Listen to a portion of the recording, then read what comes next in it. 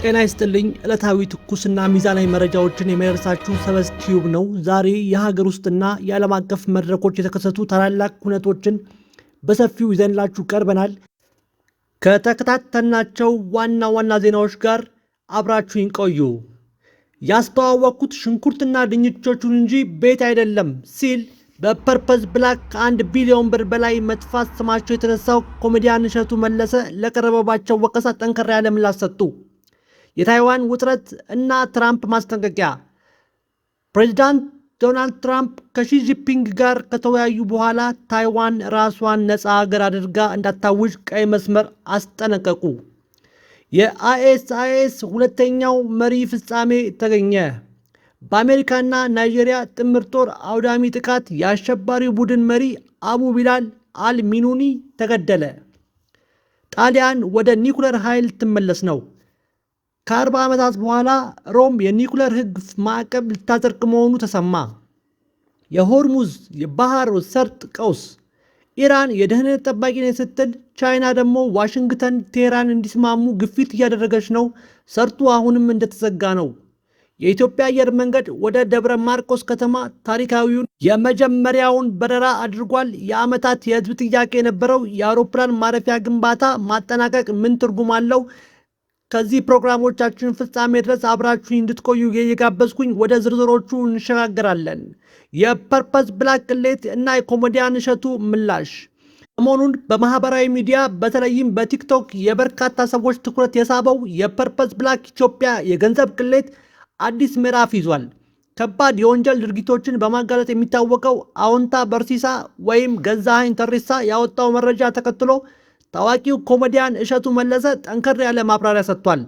አዎንታ በርሲሳ ባስተላለፈው መልእክት የፐርፐዝ ብላክ ዋና አስፈጻሚ ዶክተር ፍስሐ እሸቱ ከ1 ቢሊዮን ብር በላይ የህዝብ ገንዘብ ይዘው መሰወራቸውን ጠቅሶ ድርጅቱን በስፋት ሲያስተዋውቅ የነበረው እሸቱ መለሰ የት ነው ያለው ሲል ጠይቆ ነበር። የዶንኪቲዩ መስራች ኮሜዲያን እሸቱ መለሰ ለቀረበበት ጥያቄ ግልጽና ዝርዝር መረጃ ሰጥቷል። እሸቱ እንደሚለው የፐርፐዝ ብላክ ጋር የነበረኝ ግንኙነት የጀመረው ገና ድርጅቱ እንደተመሰረተ በ2012 ዓ.ም ነበር። በወቅቱ ዶክተር ፍስሐ እሸቱ ለዶንኪቲዩ ማኔጅመንት ያቀረቡት ራዕይ ቀለብ ከገበሬው የሚል ማህበራዊ ጠቀሜታ ያለው ፕሮጀክት ነበር። የሀገራችን አርሶ አደር የገበያ ያለ ሲል የከተማው ሰው ኑሮ ተወደደ እያለ ሲያማርር ይህን ችግር ለመፍታት የቀረበ ፕሮጀክት ስለነበር በቅናሽ ዋጋ ማስታወቂያውን ሰርቻለሁ ሲል እሸቱ መለሰ ተናግሯል። እሸቱ ውሎ የነበረው ከ1 ዓመት ብቻ ማለትም ከ2012 እስከ 2013 ነሐሴ ወር ድረስ እንደነበር ገልጾ በወቅቱ ድርጅቱ በአዲስ አበባ ሱቆችን ከፍቶ በርካሽ ምርቶችን ሽንኩርት፣ ድንች ሲያቀርብ እንደነበረ ስራውን በስኬት አጠናቆ በምስጋና እንደተለያዩ አስረድቷል። አሁን ለተነሳው የቢሊዮን ብር ቅሌት መንስኤ የሆነው ግን ከ1 ሚሊዮን ብር ጀምሮ ቤት እንሰጣለን የሚለው የሪል ስቴት ፕሮጀክት ነው። እሸቱ እንደሚለው ድርጅቱ ወደዚህ የሪል ስቴት ፕሮጀክት የገባው ከእሱ ጋር ያለውን ውል ሙሉ ለበሙሉ ካበቃ በኋላ ነው። በአዲስ አበባ እስከ 30 ሚሊዮን ብር ቤት የሚሸጥበት ሁኔታ በ1 ሚሊዮን ብር ብቻ እሰጣችኋለሁ ብሎ ዶክተር ፍስሐ የሰበሰቡት ከ1 ቢሊዮን ብር በላይ አሁን አድራሻው ጠፍቷል። ይህ አሳሳች የስሪዲ ዲዛይን ማሳያ ብዙዎች ለከፍተኛ ኪሳራ አድርጓል። እሸቱ ከዚህ ስህተት በመማር በ2015 ዓ.ም ከፌሶን ሪል ስቴት ጋር ስራት ሲጀምር ያልተገነባን ቤት ሳይሆን በአካል ሄዶ የጎበኛቸውን ወደ ፍጻሜ የደረሱ ህንፃዎችን ብቻ ለማስተዋወቅ በፖሊሲ ደረጃ መወሰኑን በምሬትም በኩራትም ገልጿል። ጉዳዩ አሁን በህግ ሂደት ላይ ይገኛል። የትራምፕና የሺ ጂንፒንግ ስብሰባ የታይዋን ማስጠንቀቂያ። ወደ ዓለም አቀፍ መረጃዎች ስንሸጋገር የአሜሪካው ፕሬዝዳንት ዶናልድ ትራምፕ በቤጂንግ ቻይናው አቻቸው ሺ ጂንፒንግ ጋር ታሪካዊ የተባለውን ውይይት ካደረጉ በኋላ ታይዋን ራሷን እንደ ነፃ ሀገር በይፋ ከማወጅ እንድትቆጠብ ጠንከር ያለ ማስጠንቀቂያ ሰጥተዋል። ትራምፕ ለፎክስ ኒውስ በሰጡት ቃለ መጠይቅ አሜሪካ በታይዋን ምክንያት ጦርነት ውስጥ የመግባት ፍላጎት እንደሌላት ተናግረዋል። የፕሬዝዳንት ቃል ጦርነት ለማድረግ 9500 ማይል መጓዝ አንፈልግም፣ ቻይና ሞልሽ ታይዋን እንዲረጋጉ እንፈልጋለን። ትራምፕ አክለውም ሺ ጂንፒንግ የታይዋን የነፃነት እንቅስቃሴ አጥብቀው እንደሚቃወሙና ጉዳቱ በጥንቃቄ ካልተያዘ በሁለቱ ሀያላን ሀገራት መካከል ቀጥተኛ ግጭት ሊፈጥር እንደሚችል ማስጠንቀቃቸውን ገልጸዋል። ዋሽንግተን የታይዋንን ራስን የመከላከል መብት በሕግ የምትደግፍ ቢሆንም በቤጂንግ የአንድን ቻይና ፖሊሲ እንደምትቀበል ትራምፕ በድጋሚ አረጋግጠዋል። ይህ በእንዲህ እንዳለ አሜሪካ በየካቲት 2025 ከድረገጿ ላይ የታይዋንን የነፃነት የሚቃወመው ጽሑፍ ማንሳቷ ቻይናን አስቆጥቶ የነበረ ቢሆንም አሁን ግን የ11 ቢሊዮን ዶላር የጦር መሳሪያ ለታይዋን የመሸጥ ጉዳይ መስመር እየያዘ መሆኑ ተነግሯል። የታይዋን ፕሬዝዳንት ላይ ቹንግቱ በበኩላቸው ሀገራቸው ቀድሞውንም ሉዓላዊነት በመሆኗ አዲስ ነፃነት ማወጅ አያስፈልጋትም ባይ ናቸው። የአይኤስአይኤስ ሁለተኛው መሪ አብቢላል አል-ሚኒክ ተገደለ። በጸረ ሽብር ዘመቻው በኩል ትልቅ ድል መዝገቡን ዋሽንግተን አስታወቀች። ፕሬዚዳንት ዶናልድ ትራምፕ በዓለም አቀፍ ደረጃ የሽብር ቡድኑ ተብሎ የተፈረጀውን አይኤስአይኤስ ሁለተኛ መሪ የሆነው አብቢላል አል-ማኒክ በአሜሪካና በናይጄሪያ ጥምር ጦር በተፈጸመ ልዩ ጥቃት መገደሉን ይፋ አድርገዋል። ትራምፕ በትሩዝ ሶሻል በተባለው ማህበራዊ ገጻቸው ላይ ባሰፈሩት መግለጫ ኦፕሬሽኑ በእርሳቸው ቀጥተኛ አመራር የተከናወነ መሆኑን ጠቅሰዋል። ጀግኖቹ የአሜሪካ ኃይሎች እና የናይጄሪያ የታጠቀ ጦር በጥንቃቄ በታቀደ እጅግ ውስብስብ የሆነ ተልዕኮውን ያለምንም እንከን መፈጸሙን አወድሰዋል። አቡ ቢላል አል-ሚኒክ በአፍሪካ ሳህል ቀጠና ተደብቆ መኖር የሚችል መስሎት የነበረ ቢሆንም የአሜሪካ ደህንነት እያንዳንዱን እንቅስቃሴውን ይከታተል እንደነበር አልአረቢያን ኒውስ ዘግቧል። ይህ ስኬት በአፍሪካ የተስፋፋ የመጣውን የአይኤስአይኤስ መዋቅር ክፉኛ እንደሚጎዳውና ለአሜሪካ ብሔራዊ ደህንነት ትልቅ ድል እንደሆነ ተነግሯል። ጣሊያን ወደ ኒውክሌር ኃይል መመለስ ታሪካዊ ውሳኔ። በአውሮፓ የኃይል ፖሊሲ ትልቅ ለውጥ እየታየ ነው። ጣሊያን ከ40 ዓመታት በኋላ ወደ ኒውክሌር ኢነርጂ ለመመለስ የሚያስችል የሕግ ማዕቀፍ እስከ መጪው ክረምት ድረስ እንደምታጸድቅ ጠቅላይ ሚኒስትር ጆርጂያና ሜሎኒ አስታውቀዋል። ሀገሪቱ እንደ አውሮፓውያን አቆጣጠር በ1987 በተካሄደው ታሪካዊ የህዝበ ውሳኔ የኒውክሌር ኃይል አጠቃቀም ሙሉ በሙሉ አቁማ የነበረ ቢሆንም አሁን ያለው የኃይል ዋስትና ስጋት፣ የሩሲያ ዩክሬን ጦርነት ያስከተለው የጋዝ ቀውስ እና የካርበን ልቀት የመቀነስ ፍላጎት ሮም ውሳኔዋን እንድትቀይር አድርጓታል። ዘ ቴሌግራፍ እንደዘገበው አዲሱ ህግ ትኩረት የሚያደርገው እንደ ትንንሽ ሞዱላር ሪያክተሮችን ባሉ ዘመናዊ የደህንነታቸው አስተማማኝ በሆኑ ቴክኖሎጂዎች ላይ ብቻ ነው። ጣሊያን በፈረንሳይ የሚመራውን የአውሮፓ የኒውክሌር ህብረት ውስጥ በይፋ መሳተፏ ከውጭ ሀገራት የኃይል ጥገኝነት ለመላቀቅ ያላትን ቁርጠኝነት ያሳያል።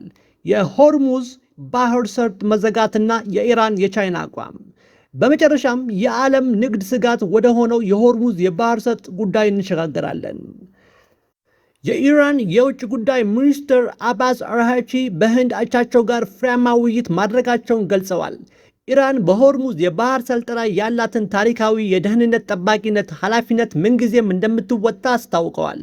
አልጀዚራ እንደዘገበው አርሃቺ ሁሉም ወዳጅ ሀገራት በባህር መስመሩ ላይ የሚያደርጉት የንግድ እንቅስቃሴ ደህንነት ላይ ሊተማመኑ እንደሚችሉ ቢገልጹም ሰርጡ አሁንም ድረስ በኢራን ቁጥጥር ስር ዝግ ሆኖ መቆየቱ ግን የዓለም አቀፍ ነዳጅ ዋጋውን እያናጋው ይገኛል። በሌላ በኩል የቻይና የውጭ ጉዳይ ሚኒስትር ዩዋንግ ሁ በሆርሙዝ የባህር ሰርጥ ላለው ችግር መፍትሄው በዋሽንግተን እና በቴህራን መካከል ዘላቂ የሆነ ሁሉን አቀፍ የተኩስ አቁም ስምምነት ላይ መድረስ መሆኑን ገልጸዋል።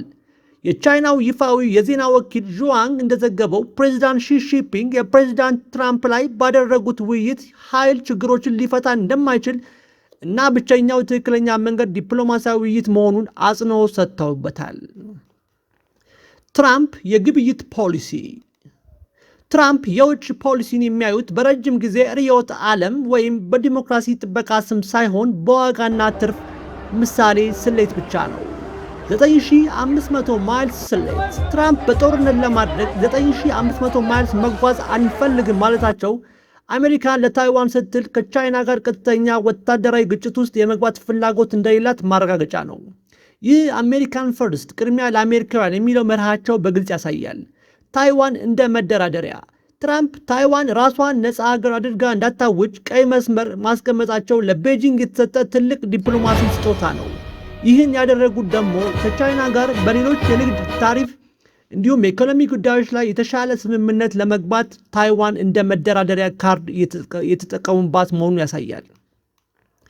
የአሜሪካ የስትራቴጂክ ብዥታ ፖሊሲ መዋዠቅ ለበርካታ አስርተ ዓመታት አሜሪካ በታይዋን ጉዳይ ስትራቴጂክ ብዥታ የተሰኘ ፖሊሲ ትከተል ነበር። ይህም ማለት አሜሪካ ትከላከልላታለች ወይም አትከላከልላትም የሚለው በግልጽ አለመናገር ነበር። አሁን ግን ትራምፕ የአንድን ቻይና ፖሊሲ በጽኑ በመደገፍ እና ታይዋን ነፃነቷን እንዳታውጅ በማስጠንቀቅ ፖሊሲውን ወደ ስትራቴጂክ ክላሪቲ ግልጽ የሆነ አቋም እየቀየሩት ነው። ይሁን እንጂ ይህ ግልጽ ታይዋን የሚደግፍ ሳይሆን ቻይናን ላለማስቆጣት የሚያደላ ሆኗል። በሌላ በኩል ግን አሜሪካ የ11 ቢሊዮን ዶላር የጦር መሳሪያ ለታይዋን መሸጧ ሚዛኑን የጠበቀ ስራ ነው። ይህ ማለት በዲፕሎማሲ ደረጃ ነፃነትሽን አልደግፍም፣ ነገር ግን በወታደራዊ ደረጃ የራስሽን ትከላከይ አግዝሻለሁ የሚል ባለ ሁለት ገጽታ ዱዋል ትራክ ስልት ነው። ለፕሬዚዳንት ሺጂንፒንግ እና ለቻይና ኮሚኒስት ፓርቲ ታይዋን ሊደራደሩባት የማይችሉት ቀይ መስመር ናት። ቤጂንግ የታይዋን ጉዳይ ውስጥ ጉዳይ ነው ብላ ባታም ከአሜሪካ ፕሬዚዳንት አፍ የታይዋን ነፃነት አንደግፍም የሚል ቃል ማግኘታቸው ትልቅ የዲፕሎማሲ ድል ነው። የቻይና ሆርሙዝ የባህር ሰርጥ ሌሎችም ዓለም አቀፍ ቀውሶች ላይ ከአሜሪካ ጋር ለመተባበር የሺቶ ካርድ አድርጋ እንደተጠቀምባት የታይዋን ጉዳይ ነው። ትራምፕን የቻይና ስጋት ማስታገሳቸው በሁለቱ ሀያላን ሀገራት መካከል ሊነሳ የሚችለውን የሶስተኛውን የዓለም ጦርነት ስጋት ለጊዜው ቀንሶታል።